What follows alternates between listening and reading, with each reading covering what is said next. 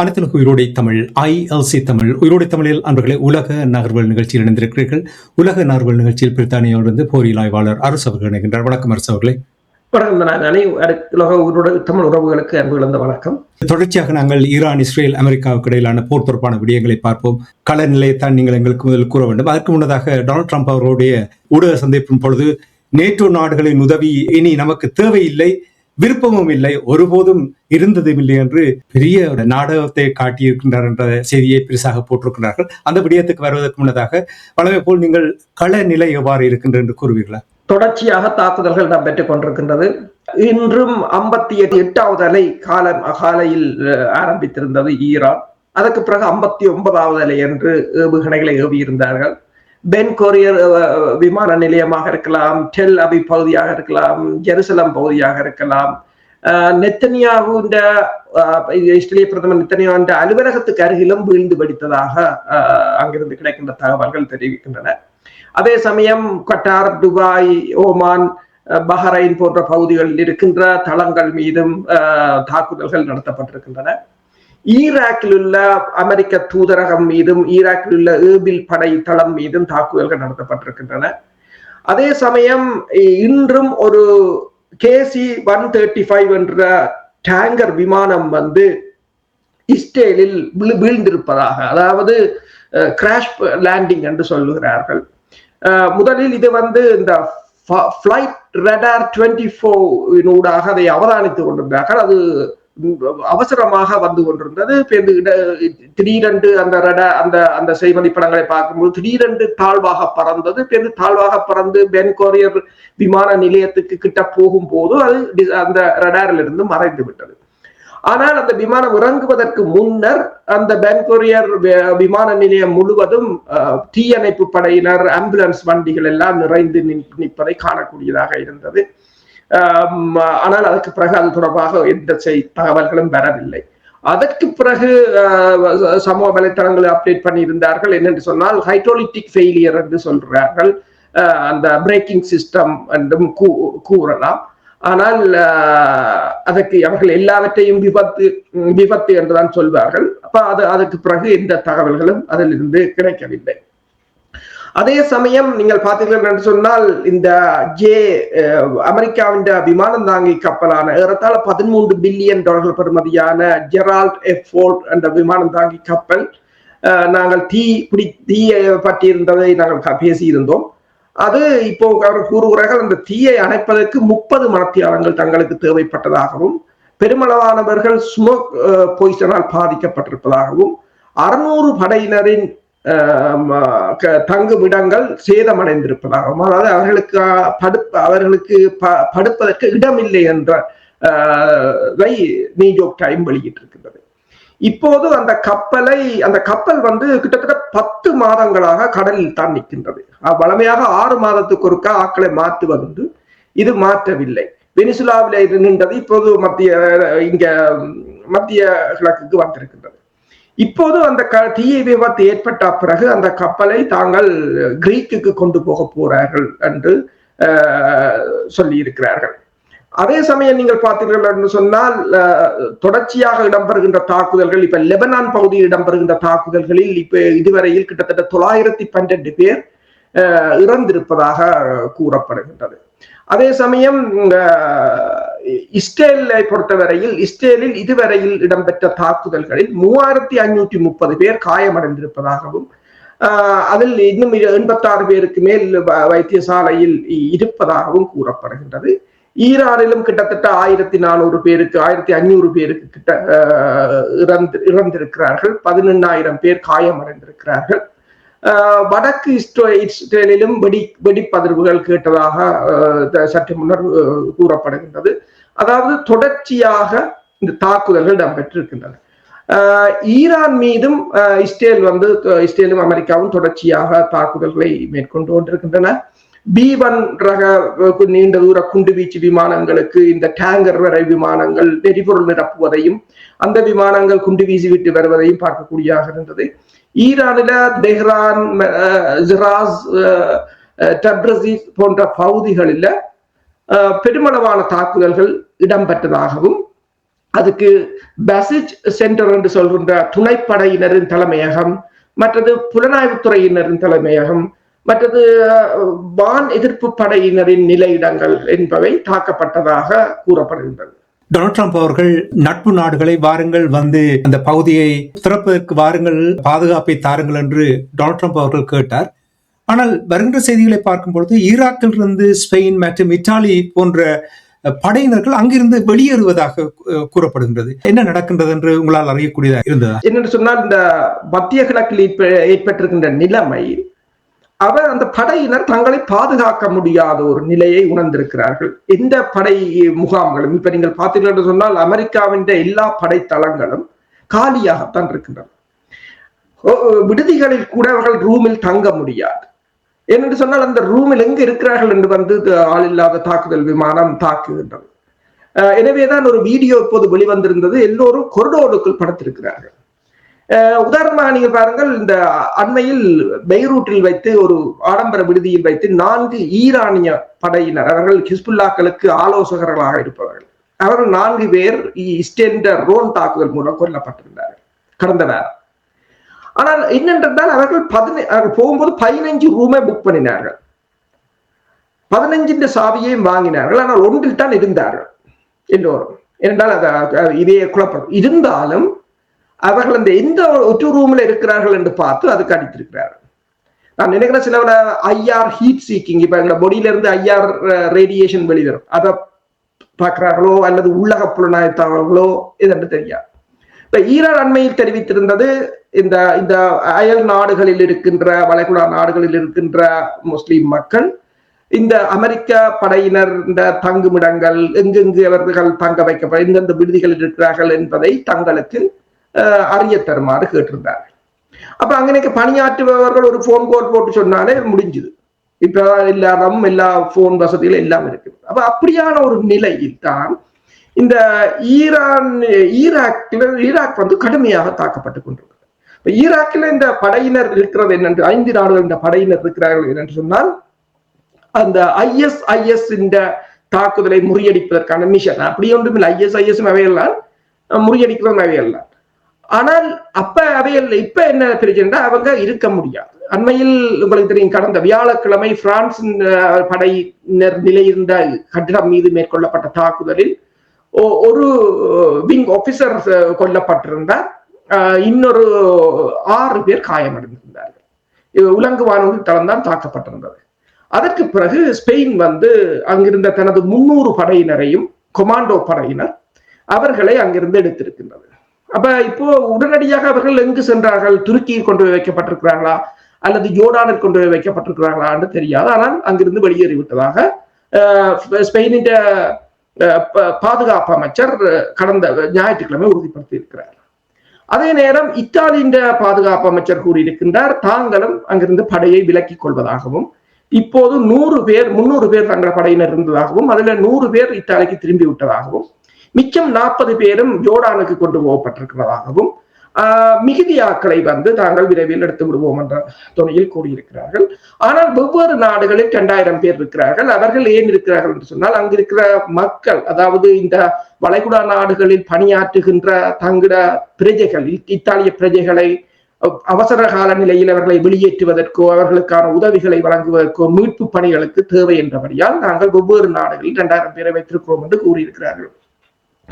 அதே நேரம் நீங்கள் இங்க பார்த்தீர்கள் என்று சொன்னால், பிரித்தானியாவில சாரா சுல்தான் நாடாளுமன்ற உறுப்பினர் கூறியிருக்கின்றார், பிரித்தானிய அரசு பிரித்தானியா தளங்களில் இருக்கின்ற அமெரிக்க படையினரை வெளியேற்ற வேண்டும் என்று நாடாளுமன்றத்தில் பேசியிருக்கின்றார். மற்றது பிரித்தானியாவின் வான்படை தளங்களில் இருந்து B1 B-52 ரக கனரக குண்டுவீச்சு விமானங்கள் ஈரானுக்கு போய் தாக்குவதை இரகசியமான பாதுகாப்பு சபை கூட்டத்தில் தான் எடுக்கப்பட்டிருந்தது. ஆனால் அது என்னென்று வெளியில் போனது என்று இப்போது கேள்விகள் எழுந்திருக்கின்றது. அதுல வந்து எரிசக்தி அமைச்சர் எட் மில்லிபேண்ட் வந்து கூறியிருக்கின்றார், அதாவது எங்கட தளங்கள்ல இருந்து போய் தாக்குவதை நீங்கள் உடனடியாக நிறுத்த வேண்டும் என்று பிரித்தானிய அரசுக்கு அழுத்தம் கொடுக்கப்பட்டிருக்கிறது. இப்ப எல்லோரும் இப்ப மெல்ல மெல்ல இதுல இருந்து விலகுவதற்கான முயற்சிகளைத்தான் எல்லா நாடுகளும் எடுத்துக்கொண்டிருக்கிறது. இதற்குள் உள்வாங்கப்பட அவர்களுக்கு விருப்பம் இல்லை. ஐரோப்பிய ஒன்றியம் சொல்லியிருக்கிறது இது ஐரோப்பாவுக்கான போர் இல்லை என்று. நேட்டோ கூறியிருக்கிறது இது நேட்டோவுக்கான போர் இல்லை என்று சொல்லி. ஆஸ்திரேலியா மீது கடும் கண்டனங்கள் இருக்கின்றன. ஆஸ்திரேலியா படையினர் அந்த நீர்மூழ்கி கப்பலில் இருந்ததே அங்கு ஒரு மிகப்பெரிய ஒரு சர்ச்சையாக வெடித்திருக்கின்றது. நீங்கள் எல்லோரும் நிராகரித்திருக்கின்றார்கள் என்று சொல்லும் பொழுது ஹோர்முஸ் நீரிணை தான் உடனடியாக எனக்கு ஞாபகத்தில் வருகின்றது. அதாவது பல நாடுகள், ஐரோப்பிய வல்லரசு நாடுகள் உட்பட பலர் டொனால்ட் ட்ரம்புடைய வேண்டுகோளை நிராகரித்திருக்கிறார்கள். ஆனால் டொனால்ட் ட்ரம்ப் அவர்கள் கூறியிருக்கின்றார் ஹோர்முஸ் வழியாக கப்பல்கள் விரைவில் பயணிக்கும் என்று கூறியிருக்கின்றார். எவ்வாறு பயணிக்கும் என்னென்று சொன்னால் ஹோர்முஸ் நீரிணையினூடாக கப்பல் பயணிக்கும் என்று அவர் கூறுவார். அவர் வாய்க்கு வந்தபடிதான் எல்லாவற்றையும் கூறுவது என்று அவர் பிறகு அதை மறுத்தும் கூறுவார். 100 கப்பல்களை தாங்கள் அடித்து விட்டோம் ஈரான் என்று கூறினார். அப்ப ஏன் பிறகு தானே கூறுகிறார் ஏன் அதை பிடிக்கவில்லை தெரியுமா என்றால் தாங்கள் ஒரு ஃபன்னுக்கு அடித்தார்கள் என்று அப்படித்தான் கதைக்கிறார். எந்த ஒரு அதைத்தான் அமெரிக்க பேராசிரியர் சொன்னார், அமெரிக்கா வரலாற்றில் இப்படி ஒரு அரசு தலைவர் வந்து கதைச்சதை தாங்கள் ஒரு பார்க்கவும் இல்லை, இனிமேலும் பார்க்க மாட்டோம் என்ற மாதிரி தான் கூறியிருக்கிறார். இப்ப எல்லாவற்றையும் அப்படித்தான் இப்ப கூறியிருக்கிறார், நேட்டோ நாடுகள் எங்களுக்கு தேவையில்லை, நாங்கள் அவர்கள்ட்ட உதவி கேட்கவில்லை என்று சொல்லி. பிறகு சொல்லுவார் நேட்டோ நாடுகள் எங்களுக்கு உதவியினர் என்று. இன்று சொல்லி இருக்கிறார் ஸ்டாமர் வந்து மிகப்பெரிய ஒரு பிழையை விட்டு விட்டார், தன்னுடன் போருக்கு வந்திருக்க வேண்டும் என்று சொல்லி. இப்படியே மாறி மாறி அந்த கதைகள் இடம்பெற்றுக் கொண்டிருக்கின்றன. ஆனால் ஹோர்முஸ் நீரிணையின் நிலைமை வந்து அதே போலதான் இருக்கிறது. அங்கிருந்து எந்த கப்பல்களும் வெளியேறவில்லை. ஆனால் இந்த போர் ஆரம்பித்த பிற்பாடு ஈரான் 13 சூப்பர் டேங்கர் என்று சொல்றோம். சூப்பர் டேங்கர் வந்து கிட்டத்தட்ட 1.5 தொடக்கம் 2 மில்லியன் பேரல்களை காவக்கூடியது, அந்த பெரிய டேங்கர்கள். அப்படி 13 டேங்கர்கள் கிட்டத்தட்ட 24 மில்லியன் பேரல்களை ஏற்றி கொண்டு சென்றிருக்கின்றன என்றும் பைனான்சியல் டைம் வெளியிட்டிருக்கிறது. அதில் கிட்டத்தட்ட ஈரானுக்கு ஒரு நாளைக்கு $140 மில்லியன் அவர்கள் உழைத்திருக்கிறார்கள் என்றும் கூறியிருக்கிறது. அதே சமயம் நட்பு நாடுகளான பாகிஸ்தான், துருக்கி, மற்றது சீனா போன்ற நாடுகளுக்கு தொடர்ச்சியாக ஈரான் இந்த கப்பல்கள் வந்து அந்த நாடுகளுக்கு தான் கொண்டு போயிருக்கிறது. ஈரான் எண்ணெய் மட்டும்தான் அதுக்கெல்லாம் போகிறது. அண்மையில் இந்தியாவுக்கு 2 கப்பல்கள் போனது, அது ஈரான் எண்ணெய் தான் அங்கு போகின்றதை தவிர வேறொரு நாட்டின் எண்ணெயை அவர்கள் அங்கு கொடுப்பதாக இல்லை. இன்சூரன்ஸை பொறுத்தவரையில் முதலில் ஒரு கப்பலின் இன்சூரன்ஸ் வந்து அந்த கப்பலின் பெறுமதி, கப்பல் பிளஸ் கப்பலில் இருக்கிற சாமான் பெறுமதியின் 0.02 தொடக்கம் 0.05% வரை தான் அறவிடுறது. இப்ப அதை 0.5 இருந்து 1%, கிட்டத்தட்ட 100 மடங்கு மேல கூட்டி இருக்கிறார்கள். இப்ப ஒரு கப்பலுக்கு முன்னர் $40,000 இன்சூரன்ஸ் செலுத்த வேண்டியிருக்கும் ஒரு ட்ரிப்புக்கு என்று சொன்னால் இப்ப வந்து $6 லட்சம் அல்லது $1.2 மில்லியன் செலுத்த வேண்டியிருக்கும் என்று கூறப்படுகின்றது. இது வந்து எல்லா நாடுகளிலும் மிகப்பெரிய ஒரு பிரச்சனையை, மிகப்பெரிய ஒரு பொருளாதார அதிர்ச்சி, சுனாமி என்று கூட கூறலாம். இந்த நிலையில் தான் இப்போது ஸ்பெயின் வந்து தனது கையிருப்பில் இருக்கின்ற 11 மில்லியன் பேரல்களை வெளியில் விட்டிருக்கின்றது. ஸ்கண்டினேவியா சொல்லி இருக்கின்றது தனது உள்ளூர் விமானங்களை தாங்கள் நிறுத்தப் போவதாக பெட்ரோல் எரிபொருட்கள் இல்லை என்று சொல்லி. அதே நேரம் பின்லாந்து தான் ரஷ்யாவுக்கு எதிராக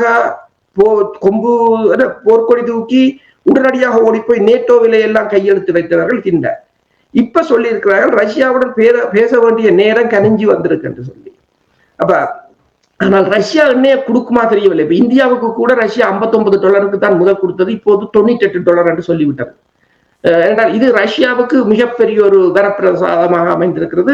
தன்னால் அடிக்கப்பட்ட அத்தனை தான் இழந்த அத்தனை பொருளாதாரத்தையும் அது இலகுவாக மீட்டுவிடக்கூடிய ஒரு நிலையில் இருக்கின்றது. ஏனென்றால் தாய்லாந்தும் இப்போது அவர்களுடன் பேச்சு நடத்துகிறது எரிபொருட்களை வாங்குவது. ஹோர்முஸ் நீரிணை தொடர்பாக கூறும்பொழுது நீங்கள் கடந்த முறை நாங்கள் உரையாடும் பொழுது நீங்கள் கூறினீர்கள் 2000க்கும் மேற்பட்ட மெரீன் கடற்படையினர் அந்த பகுதியை நோக்கி செல்லுகிறார்கள் என்று நீங்கள் கூறினீர்கள். சீனா நேரலையில் காண்பித்துக் கொண்டிருக்கின்றார்கள், எந்த பகுதியில் நிற்கின்றார்கள் என்று. அதனுடைய நிலைமை எவ்வாறு இருக்கின்றது என்றால், தரவழி தாக்குதலும் நடக்கிறதுக்கு வாய்ப்பு இருக்கு என்று கூறுகிறார்கள். முதலில் இவர்கள் எங்கே நிற்கிறார்கள், இப்பொழுது என்ன நிலைமை என்றதை கூறுங்கள். இவர்கள் தற்போது தென்சீன கடலை கடந்து ஜப்பானுக்கு தான் முதல் கொண்டு போகிறார்களாம். அங்கு வைத்துவிட்டு பிறகு அங்கிருந்து பயிற்சிகளை முடித்த பிற்பாடு இங்கு கொண்டு வருவார்கள். அதாவது அவர்கள் தர இறங்கும் போது B-52 மற்றது பெருமளவான குண்டு வீச்சுக்களுடன் அவர்கள் இந்த தீவுகளை பிடிப்பது அல்லது ஹார்முஸ் நீரிணையின் மற்ற பக்கத்தை பிடிப்பது, இது ரெண்டும் தான் அவர்களின் பணி போல இருக்கின்றது. ஆனால் பிரச்சனை என்னவென்று சொன்னால், எல்லாம் ஈரான் ஆட்லர் ரேஞ்சுக்கு இருக்கிறார்கள். ட்ரம்ப் கூறுவது போல, இப்ப கிளின்டன் கூறியிருந்தார் முன்னாள் அதிபர், அவர் இப்போது அடிக்கடி இந்த யூடியூப்ல தன் கருத்துக்களை வெளியிட்டுக் கொண்டிருப்பார், நீங்கள் பார்க்கலாம். அவர் கூட கூறியிருந்தார் 100% படையினர் 100% ஈரான் எல்லாத்தையும் தகர்த்தாச்சு என்று ட்ரம்ப் கூறுகிறார். ஆனால் பிறகே உதவியை கேட்கிறார் நேற்றோட போய் துறக்க வாங்க ஒன்று இல்லாம. அப்படி இப்ப 100% தாக்கிட்டு கொண்டு போய் அங்க மறையின இறக்கினால் 2500 பேர்ன்றது ஒரு பெரிய தொகை இல்லை. அவர்கள் இந்த சிறப்பு பயிற்சி பெற்றாலும் ட்ரோனோ ஆர்டிலரி குண்டுகளோ அதுக்கு ஒன்றும் பண்ண முடியாது. முந்தின போர் முறை வேறை, தற்போதைய போர் முறை வேறை. அப்ப இன்னும் நீங்கள் கேட்டது போல இன்னும் 15 நாட்கள் எடுக்கும் அவர்கள் வர என்று சொல்லுகிறார்கள். சரி, இப்ப நீங்கள் பொருளாதார நெருக்கடி தொடர்பாக கூறும்பொழுது எனக்கு ஒரு குறுஞ்செய்தி ஒன்று எனக்கு கிடைத்தது, அதை நான் உங்களுக்கு கூறுகின்றேன். அதாவது இந்தியாவில் இப்பொழுது பெரும் நெருக்கடிக்கு முகம் கொடுக்க வேண்டி இருக்கின்றது என்னவென்று சொன்னால், அந்த எல்பிஜியை பயன்படுத்த முடியாமல் உணவு சமைக்க முடியாமல் இருக்கின்றது. ஐஐடியில் இருக்கின்ற விடுதி மாணவர்கள் விடுதியில் கூட ஒரு மட்டுப்படுத்தப்பட்ட உணவு தனங்கே வழங்கலாம் என்ற செய்திகள் வந்திருக்கின்றது. கருப்பு சந்தையில் 3000 ரூபாய்க்கு மேற்பட்ட தொகையில் தான் விற்கின்றார்கள் ஒரு சிலிண்டர் என்று கூட கூறுகிறார்கள். இந்தியாவில் நிறைய ஒரு நெருக்குவாரம் ஏற்பட்டிருக்கின்றது போல் தெரிகிறது. அதே போல் இலங்கையிலும் அவ்வாறான ஒரு நிலைமைதான் இலங்கை தீவிலும் ஏற்பட்டிருக்கின்றது போல் தெரிகிறது. இது தொடர்பாக நீங்கள் என்ன அவதானிப்பீர்கள்? இலங்கையிலும் நீங்கள் பார்க்கலாம், இன்று இலங்கையில் அறிவிக்கப்பட்டிருக்கிறது புதன்கிழமை அவர்களுக்கு விடுமுறை. அதாவது இனிமேல் 4 நாட்களுக்கு தான் அவர்களுக்கு பணியாற்ற வேண்டும். இது எவ்வளவு தூரம் அந்த நாட்டின் பொருளாதாரத்தை சீரழிக்க போகிறது என்றது அவர்களுக்கு விளங்கவில்லை. இலங்கையிலிருந்து ஒருவர் கூறினார், திருவோணமலையில் 99 எண்ணெய் குதங்கள் இருக்கின்றன.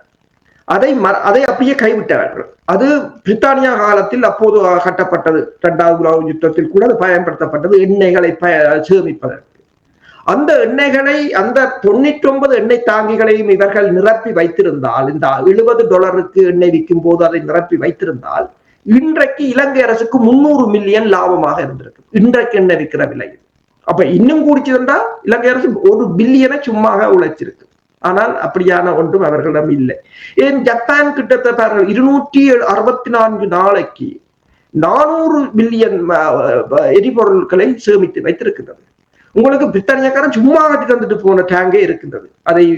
அதை யுத்தத்துக்கு நீங்கள் செலவழித்தீர்களே தவிர, இராணுவத்தை வைத்திருப்பதற்கு செலவழித்தீர்களே தவிர, புத்தர் கோயில் கட்டுவதற்கு செலவழித்தீர்களே தவிர, பொருளாதாரத்தை பற்றி யோசிச்சீர்களா என்றால் இல்லை. இன்றைக்கு புதன்கிழமையும் லீவு, இனி 4 நாள், நாளைக்கு 3 நாள் ஆகும், 2 நாள் ஆகும். ஒரே அடியா கோவிட் மாதிரி மூட வேண்டிய நிலை வந்தாலும் ஆச்சரியப்படுவதற்கு இல்லை.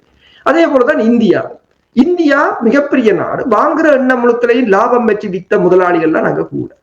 இப்ப 25 நாளைக்கு தான் இருக்கா. அதுவும் உண்மையோ தெரியாது. இப்ப அவரை சொல்றாங்கன்னு சொன்னால், இந்தியாவில கிட்டத்தட்ட இந்தியாவுக்கு பல பிரச்சனைகள். ஒன்று, இந்தியாவில 10 மில்லியன் மக்கள் வேலை செய்கிறார்கள் இந்த வளைகுடா நாடுகள்ல. அவர்கள சம்பாத்தியம் பாதிக்கப்பட போகிறது. ஒருவர் அனுப்புற காசுல இந்தியாவில 5 பேர் வாழ்வார்கள். ஒருவர் பாதிக்கப்பட்டால் 10 மில்லியன் என்று சொன்னால் 50 மில்லியன் மக்கள் அங்கு பாதிக்கப்பட போகிறார்கள். அதே போல ஒயிலும் கேஸும் இறக்குமதி செய்கிறார்கள். ஒயில கிட்டத்தட்ட 50%, 35 50%. அதே போல கேஸை 90% இறக்குமதி செய்கிறார்கள். அதுல நீங்கள் பாத்தீங்கன்னா 42% இந்த ஹோர்முஸ் நீரிணையினூடாகத்தான் வருகிறது. அதாவது ஒரு 38% பார்த்தாலும் கிட்டத்தட்ட 45 பில்லியன் டோட்டல் வரவு இல்லாமல் போகுது இந்தியாவுக்கு பணத்து.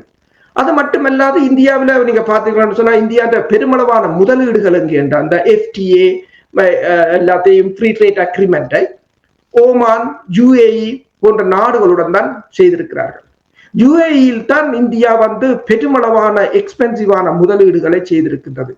அங்குதான் டெக்னாலஜி, ஏஐ தொழில்நுட்பம், super computers, green energy, space, digital emphasis, small modular reactor என்று சொல்லி நிறைய ப்ராஜெக்டுகளை ஆரம்பித்து விட்டார்கள். ஆனால் இன்று அந்த நாடுகள் பாலைவனமாக போகின்ற ஒரு நிலையாக இருக்கின்றது. மிகவும் ஒரு கடினமான நிலையை சந்தித்துக் கொண்டிருக்கின்றது. அப்ப இது கடுமையான பொருளாதார அழுத்தத்தை இந்தியாவிலும் ஏற்படுத்தும். ஏற்கனவே நான் கூறியிருந்தேன், இந்தியாவில் பசலை உற்பத்தியை நிறுத்தி விட்டார்கள், யூரியா.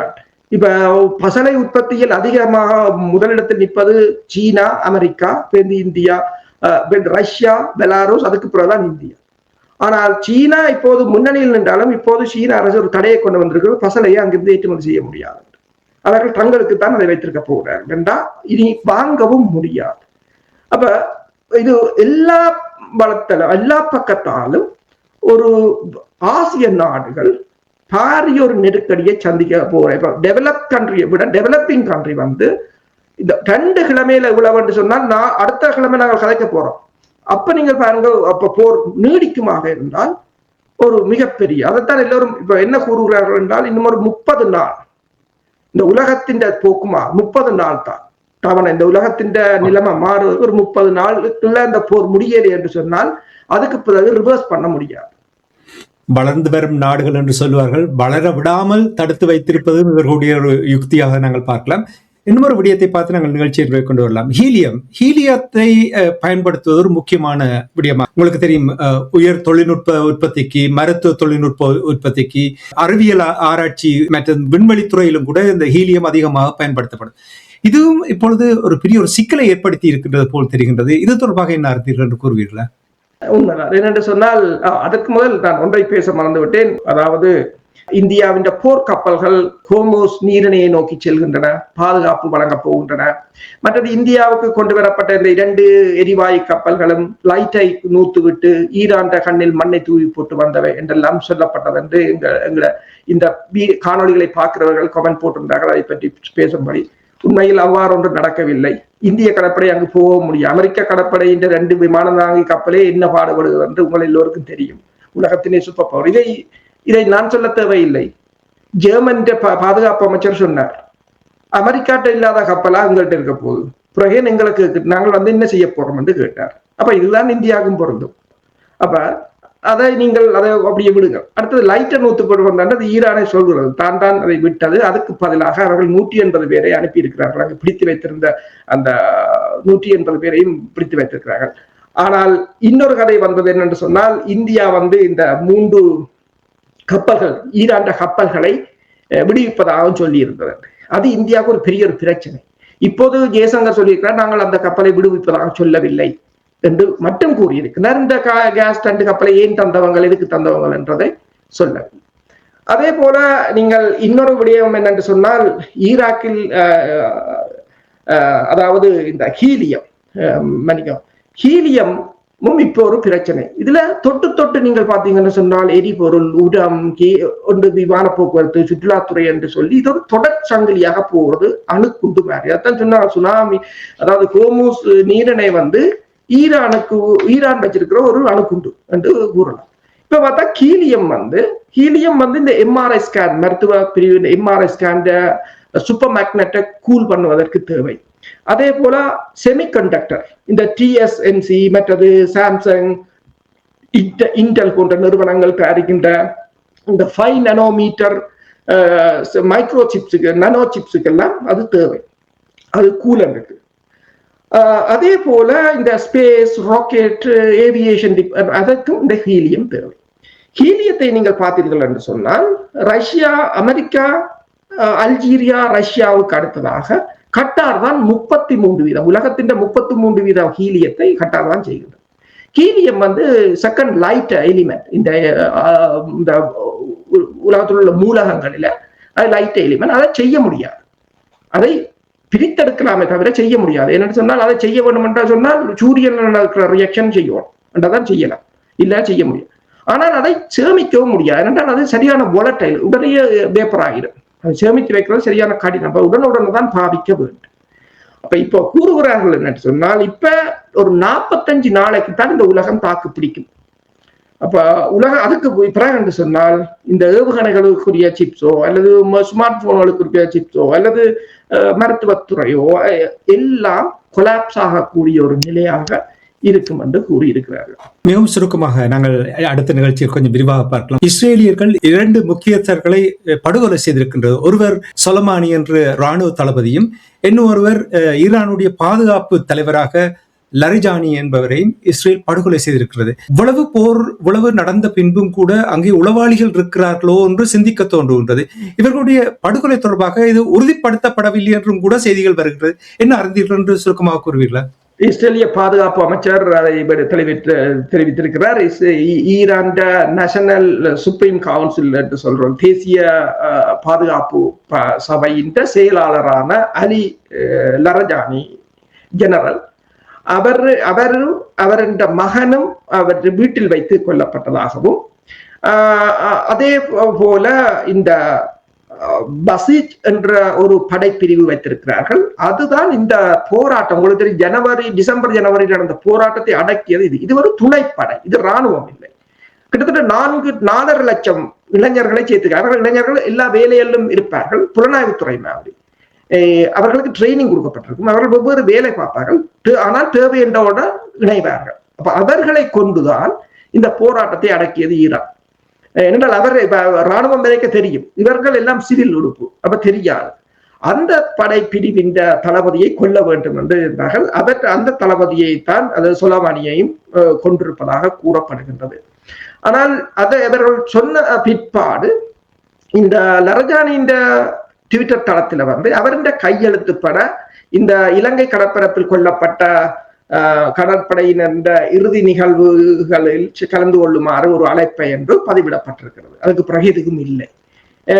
ஆனால் ஈரான் இன்று வரையிலும் உத்தியோகபூர்வமாக அதை தெரிவிக்கவில்லை, அதை ஏற்றுக்கொள்ளவில்லை. இன்று காலையிலிருந்து அதுதான் எல்லா ஊடகங்களிலும் எல்லாத்திலும் பரவி கொண்டிருக்கின்றது. அதே போல அமெரிக்க அதிபர் டொனால்ட் ட்ரம்பும் கூறியிருக்கிறார், தாங்கள் ஒரு மிகப்பெரிய தலையை வீழ்த்தி விட்டோம் என்று சொல்லியும். உடனே அவர் சொல்லுவார், பாக்கி வந்தபடி சொல்றது. அப்ப சொல்றார், அவர் தான் 32,000 பேரை கொண்டவர்கள் கடந்த ஜனவரியில 32,000 பேரை கொண்டது அவர் தான் என்று ட்ரம்பும் கூறியிருக்கின்றார். நாங்கள் இது சில சமயங்களில் ஈரான் அதை உறுதிப்படுத்திய பிறகு நாங்கள் அது தொடர்பாக பார்க்கலாம். அதான் அவர் ஊடகத்தில் பேசும்பொழுது திஸ் காய் அண்ட் தட் காய் என்று சொன்னதையும் கூட சுட்டிக்காட்டுகின்றார்கள் அவருடைய அணுகுமுறையை. இனி தொடர்ச்சியாக இப்பொழுது நாங்கள் பேசிக் கொண்டிருக்கின்ற நேரத்திலேயே ஈராக் பக்தாக்கில் உள்ள அமெரிக்க தளம் எம்பசி அருகே மீண்டும் குண்டு சத்தம் கேட்பதாக கூறியிருக்கிறார்கள். அது மட்டும் இல்லாமல் சவுதி அரேபியா கூறியிருக்கின்றது 7 ட்ரோன்ஸ்களை தடுத்து நிறுத்தி இருக்கிறார்கள் என்று சற்று முன்னதாக வந்த செய்தி. அந்த செய்திகளையும் இங்கே எங்களுடைய உறவுகளோடு பயந்து கொண்டு இது தொடர்பான மேலதிக தகவலோடு நாங்கள் அடுத்த நிகழ்ச்சியில் இணைந்து கொள்வோம் என்று கூறிக்கொண்டு, தகவல்களை திரட்டி உயிரோடை தமிழ் உறவுகளுக்கு கிடைத்திருந்தமைக்காக உயிரோடை தமிழ் அன்பர்கள் சார்பாக பல நாடுகளிலிருந்து உறவுகள் கேட்டுக்கொண்டிருக்கிறார்கள். அவர்கள் உங்களுடைய இந்த ஆய்வினை மிகவும் சிறப்பாக வரவேற்கிறார்கள். அவர்கள் சார்பாக நான் உங்களுக்கு நன்றியை குறிக்கொண்டு மீண்டும் அடுத்த நிகழ்ச்சியில் இருந்திருப்போம். அதுவரைக்கும் நன்றி, வணக்கம். அரசோகளே நன்றி, வணக்கம். எமது பார்வையாளர்களுக்கு வணக்கம். மக்களின் குரலாய் ஓங்கி ஒலிக்கும் இலக்குமின் இதழ் மற்றும் உயிரோடை தமிழ் வானொலி ஆகிய இவ்விரு ஊடகங்களும் உங்களைப் போன்ற எமது நேயர்கள் நண்பர்களின் ஆதரவிலேயே இயங்கி வருகின்றன. மிக குறைந்த வளங்களுடன் பல இடர்கள் மற்றும் தடைகளை தாண்டி பயணிக்கும் எமது ஊடகங்களின் பணிகள் மேலும் வளர உங்களால் முடிந்த நிதியுதவியை வழங்கி இன்னும் காத்திரமான செயற்பாடுகளை முன்னெடுக்க உதவுமாறு மிகவும் பணிவன்புடன் வேண்டி நிற்கின்றோம். உங்கள் பங்களிப்பு உங்களின் உரிமை குரலாய் ஓங்கி ஒலிக்கும். நன்றி.